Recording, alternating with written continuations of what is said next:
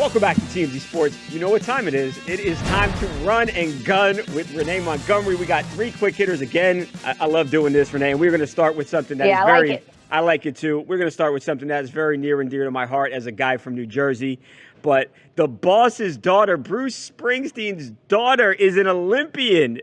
Jessica Springsteen has made the U.S. equestrian team, and she is going to be competing when the Olympics kick off next month. And this is really cool. Obviously, Bruce Springsteen, one of the most popular, influential musicians in the world, and now his daughter too, making a name for herself, and very cool. I don't know what's good and bad in equestrian, but she didn't fall off the horse, and she looks like she's doing a pretty good job to me. So that is pretty awesome. Yeah, congrats to her. It's so interesting to hear all the different things, that are going to happen at the Olympics. Like, this is how huge the Olympics are, that there's going to be this outdoor event with the equestrians. We always focus on the basketball. Right. There's certain things we can talk about so much. Track and field. Yeah, track and field. Certain things we talk about so much. We don't talk about equestrians. So shouts to the equestrians. They're not getting a lot of love. Yeah. I think this year's the first year for breakdancing, 3x3. So I'm about to start just binging a lot of stuff, and I'm gonna check out. Yeah, I'm gonna just check it out. I'm gonna check it out and see what's going on with the horses. Okay? Yeah, me too. And by the way, I said figure skating, which is certainly not part of the Summer Olympics. That is the Winter Olympics. But so that is awesome. Congratulations to Jessica Springsteen. Moving on now to an NFL player, and I know you're gonna like this story a lot, Renee. PJ Locke, the Denver Broncos safety, a young guy who grew up idolizing none other than Kobe Bryant, and over the weekend treated himself to a really cool-looking piece of art, a Kobe Bryant tattoo on his left calf. And it's not just basketball players; it's men, women from all sports. They idolized Kobe Bryant, and he gets that on his body forever. And I think it's pretty cool. That's awesome. The ultimate sign. But again, it's that Mamba mentality. Yeah. It's something about Kobe that people just recognize, that he willed himself to a lot of things. It wasn't that obviously we know he's talented. Obviously, we know he had the height and everything else. Yeah. But what was so impressive about Kobe are the things that we know that took sheer will. Shooting a free throw when you tore your Achilles. Most people can't even walk when they tear an Achilles, much less go back on the court and finish the job. But he felt like in his mind he had a job to do. So I could see any athlete or person relating to Kobe and getting a tattoo, because it's just that reminder that, stay mentally tough. Right. Everybody in the NBA is supremely talented, but not everybody, and nobody, as a matter of fact, has that mindset like Kobe had. So that's awesome. Now, moving on to our last one here, and I can't wait to get your opinion on this, Renee. AEW star Max Caster. So this guy is a big up-and-coming wrestling star, and his thing, Renee, that he does is he raps, and he takes these pop culture stories and he works them into his gig as a wrestler. Now, Max made us a video. He laid down a little track for us. Let's take a look. And, yeah, we're gonna get your take, Renee, but let's hear from Max first. What up? It's the best wrestler alive, aka Mr. Match of the Night, aka Platinum Max on TMZ. Gotta listen. Wildin' on the mic, feeling like Scottie Pippen. Check your brain cells, man, there's some probably missing. Who cares about Phil when it's crooked politicians? Homie, when you open your mouth, it gets scary. Make me wanna turn my back like Gwen Berry. If any hater wanna holler at me, I make them all bend back like Giannis's knee. Trying to make that money like a D1 athlete. Remember when Jameis had to steal that crab meat? Anyway, the NCAA got these kids double paid, but I got another way. I heard John Cena's coming back to the ring. Well, here's a proposition from Max with the bling. Come to Dynamite, we can rap, we can sing. Either way, I'ma leave you on the mat for the ding. The ding. Oh, wow. The bell. I love it because he works in all these really topical stories. I'm a fan. Gwen, right? What do you think? I'm a fan. That was incredible. I loved how he started out in conversation. I love the showmanship, the charismatic way that he said his lines.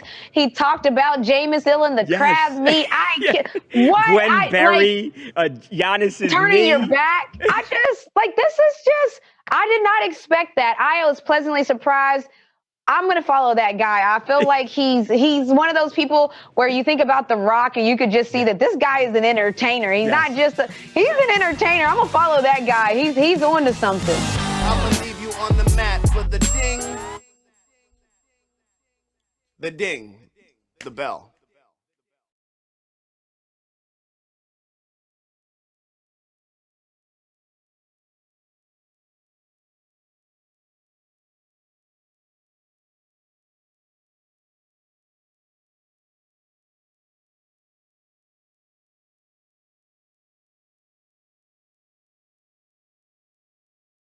All right, that's going to do it for us today on CMZ Sports. But after that Kobe segment, I got to ask, Renee, has anybody ever gotten a tattoo of anything that had to do with you on their body?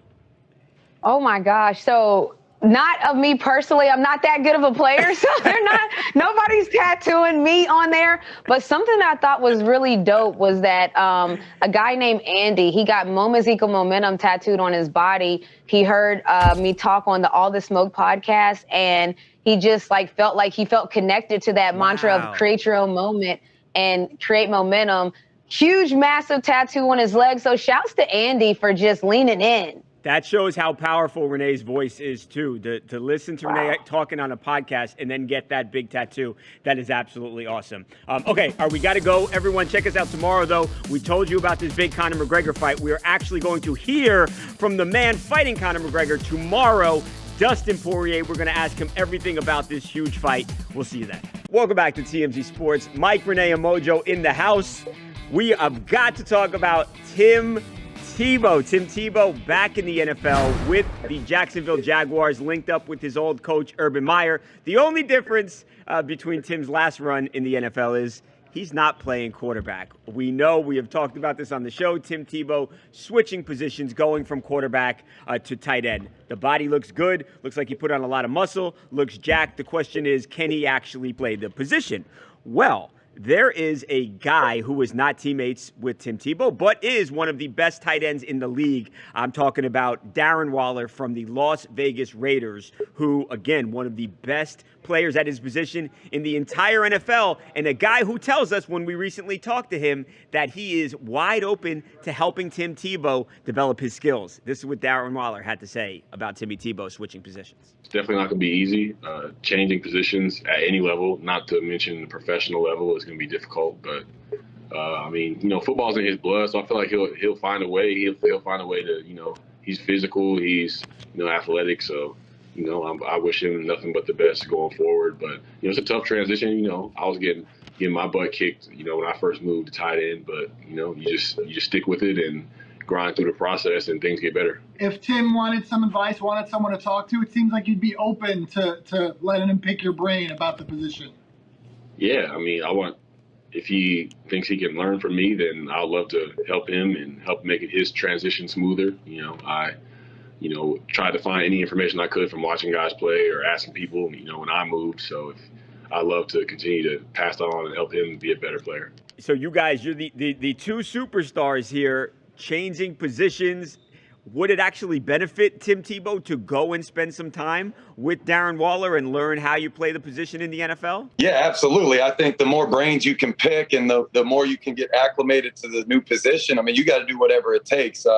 I think with Tebow, he's found ways to be successful in like everything he's done. So you can't knock his work ethic and all, but that's a hell of a change, man. Because I know for me, I went from playing D tackle just to DN when I went pro when I was in Green Bay, and that position change was hard enough. Now you're talking about going from quarterback to tight end. Now he's got to start hitting people instead of getting hit. Like, it's a whole new mentality, not only the physical component, but the mental component also. I mean, whatever he can be doing to up his game and take advantage of this time while he's still got it, he's got to take advantage of everything. Oh, yeah, I agree. I think, again, basketball is different than football, but anytime you change a position, you have to literally change the way you're programmed to think. Because when I'm playing the point guard position, I'm programmed to think a certain way, set people up. Okay, what play are we running next? When I move to the shooting guard position, I got to be in scoring mode. I have to think, there's just different ways to think. And so it's crazy that, Tebow it's going to be crazy to see, because I don't like to what Mojo said. I don't doubt that he's going to have the work ethic and all of these things that'll help him. But I got to see it. Like, I really do have to see it. I wish him the best. I got to see it. Could you make an argument? Yeah, I got to say hats off to Darren Waller, too, because, I know for me personally, the athletic side of me would be like, I'm not telling him nothing because I want everybody. Mojo, that's what I was about to ask. Everybody's buddy these days. Like, do either of you miss those old days where there was real rivalry between athletes? Everyone is friends now, wants to help the other guy out. I think everybody's buddy for the cameras. I don't think it's that same way. Really? Let's be real. I think the locker rooms look different than what a press conference looks like, just for people that don't know. There's a really big difference in what somebody sits in front of the press and says. And not to say that Darren doesn't really want to help. I mean, maybe he really does. I'm just saying that we know that athletes have to be politically correct to a certain extent. Yeah, I mean, if you go back and you listen to Darren, I mean, you could see there was a little bit of hesitation there in the beginning. So probably his first instincts were like, hell no, I'm not helping that guy. And then, like, the personable side kicks in. And he's like, all right, let me help the guy out, kind of thing. Welcome back to TMZ Sports. It is time to run and gun with RENEE Montgomery. This is my favorite part of the show. RENEE, Steph Curry, man, he's used to dropping people on the basketball court with his crazy handles. Yeah, I don't know about this, though. That is Steph Curry on the golf course, squaring up to the least, probably the guy you want to fight least in this whole world, Canelo Alvarez. Oh, Steph gets caught. So Canelo, he dips that jab. Be careful now. Right? Listen, I know he's playing, but just sometimes people black out, but it's fun. I love seeing, I told you, I would pay money for a show that watches athletes do other sports. Yeah, so whether it's boxing, whether it's racing, whether it's golfing, like, I love the crossover. I would love to host that show as well if somebody takes that idea. There it is. But I love the idea of athletes going into, look at Steph Curry. Yeah, you know who doesn't love the idea? The footwork. You know who doesn't love the idea? The Golden State Warriors. The Warriors don't love the idea. Like Steph. Yeah, like Sit Steph, down somewhere, buddy. What are you doing? Steph, what are you doing? That was awesome. Two guys obviously having a lot of fun with each other. Moving on to a really awesome basketball card. A lot of times we're talking about baseball cards. There is a basketball card that was made, RENEE, in 1980 by Topps. And it doesn't only feature one immortal basketball player, it features three. So this card has Larry Bird, Magic Johnson, and Dr. J, and three of the most prolific scorers during that era in the early 80s. And this card is now up for auction. A place called SCP Auctions. They've sold all these really awesome items over the years, including $1 million Babe Ruth bat. But now this Bird card is on the block and already at about $350,000. They expect it will sell on Friday evening for over $500,000. And just the latest proof that the card market is just absolutely exploding. Business is booming. Hey, did that verification company ever get back up and running again? Because business is still booming, okay? Yep. Now, moving on to our last topic, we've talked about UFC 264 going down this weekend. That man right there with the rainbow hair is fighting Sean O'Malley, one of the biggest up-and-coming stars in the entire UFC. RENEE, I wanted to get your take. Now, Sean is known for having these really interesting looks. I want you to take a look. I love his style, though. What do you think? What do you think, RENEE? Is that a hit or a miss? Woo! When you dress like that and you're flashy, they always say, just win, because then you got the whole package. He also has a unique style in fighting that I like. Yes. It's like casual, but then he knocks people out. So I like his whole swag and his whole thing. So he should keep up that, because as we know, even in the NBA, when you walk in the tunnel to the game, that's half of the news is about what are people wearing. So he understands that that's a big part of marketing yourself as a person and a brand and an athlete. And then he's knocking folks out. So it looks like Sean is onto something. Let's hear from the man himself. Sean was actually asked by a reporter about the crazy outfit and the hair, and this is what he had to say. Hair matches your shirt pretty well, but is it going to stay that way until Saturday? Yeah, the hair matched the whole merch drop. I had the Sugar Show merch drop. I wrapped my Tesla in the same colors, pink and blue. It's just fun to play around with that. The merch drop went really, really well. And then Danny, my girl, she does my hair, so it's always fun to just play around with the different looks. Yeah, that's it. You see, the merch drop went He's really making well money. because people like that. People like that I'm detail. getting a shirt. When he did the car, the hair, the clothes. Yeah, buy his merch. I would too if that was the case. The hair matched the whole merch drop. Welcome back to TMZ Sports. It is time to run and gun with RENEE Montgomery, and this is even better because we got Mojo in the house with us today. Let's go 3 quick hitters. We are going to start with a story that I think is so funny. Rory McIlroy preparing for the Scottish Open, one of the best golfers in the world, bar none. He was out on the practice course, though. Watch what this guy does. They don't know this guy.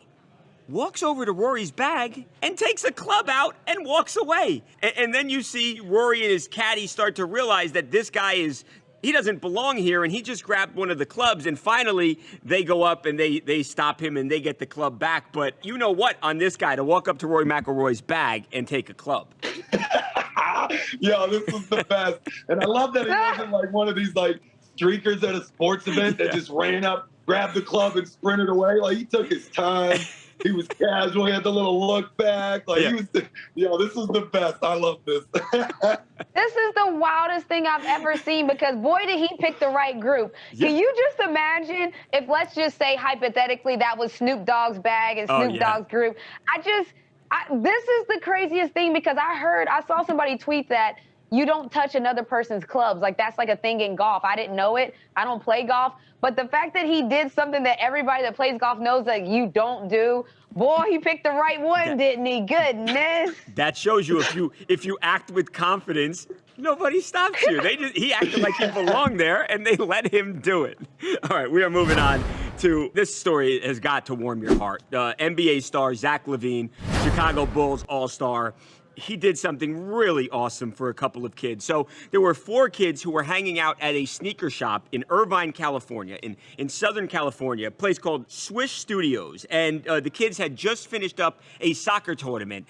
Zach LaVine happens to walk into the sneaker shop. They immediately recognize him, and they ask the NBA star for his autograph. So not only does Zach hook them up with autographs, but he tells each of the kids to pick any pair of shoes in the entire store that they want, and he bought them for the kids. So 4 pairs of shoes. Obviously doesn't make a dent in Zach LaVine's bank account, but that is a memory that these kids will remember for the rest of their life. And I just wanted to say shout out to Zach LaVine for doing that because that was awesome. Yeah, exactly. Hats off to him for sure. I mean, those moments go so far in a kid's life. You know, forget the cost of the shoes and the autographs, but just that moment being there with a star, someone that they can watch on TV. I mean, you never know. Those moments change lives. Right. And, you know, he might have made some future NBA stars just off of that. Exactly. You never know. Even I just think about what kids are going through. We're all coming out of quarantine. Yeah. The lifestyle of kids just aren't the same. Nope. The excitement of everyday life has changed dramatically for the younger generation.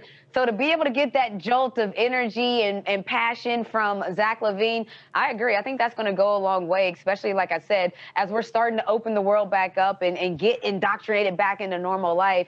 This is a dope thing happening. Absolutely. Great job, Zach LaVine. Okay, now we are at the time of the show where we got to make some predictions. We are going to predict Conor and Dustin Poirier. But before we give our predictions here, let's hear from the man who is actually going to fight the winner of Conor McGregor and Dustin Poirier.